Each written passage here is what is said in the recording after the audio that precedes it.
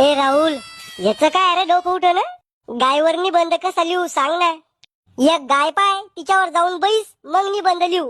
बर मास्तर, ओ मास्तर, बाहेर जाऊ का? कशाले? गायीवर निबंध लिहायचा आहे.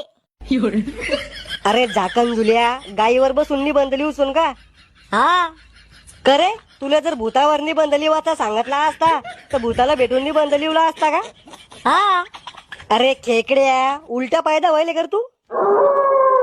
सर, आपल्या वर्गातल्या भीतीचा पिवळा आणि आकाशी रंग चांगला नाही दिसू राहिला. पण पेपर लय अवघड चालला वाटतं.